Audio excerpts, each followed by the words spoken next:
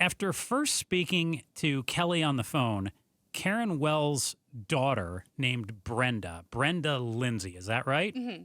So she had told a longtime friend of her mom's that a private detective was asking about your dad, Lindsay, Mm-hmm. and his disappearance. And the woman asked if your dad's body had been found. The woman told Brenda about a tearful, out-of-the-blue confession that her mom had made while watching TV one night in the months leading up to her death. And the woman later then repeated this story to you, Kelly. Is that right? Yes.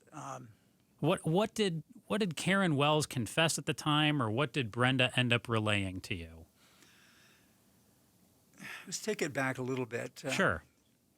Karen Wells, passed away in 2023. Mhm. Prior to that, she apparently had a next-door neighbor. Well, I won't mention the name, but a next-door neighbor who was a close friend of hers. And the next-door neighbor was also a close friend of Karen Wells. But Karen Wells was having a conversation one night, as you alluded to, with her next-door neighbor. And during that conversation, she indicated that the same thing happened to Keith King. Apparently, there was something on TV that reminded her of Keith King's demise. And this individual said, "What do you mean?" And Karen Wells explained in detail that apparently Keith King had been shot in the back at some location and dismembered and put into a septic tank. And this individual, again, at first she thought it was Bill Wilkins that was being discussed.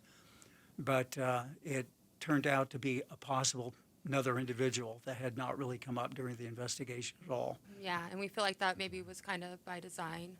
Were there factors that made it feel like, other than the two of you continually teaming up to dig here, was there some other element that felt like this is why we're starting to make progress because people are feeling pressure themselves, or you guys are asking better questions? What do you think? Well, I think Karen went through a pretty, if this is all true, she went through a very traumatic experience, and obviously she was a part of it. So the last thing she was going to do is, unless there was some kind of duress or real reason for it, is confess to what she had been part of. And she did say she didn't want her to tell anyone until after she died.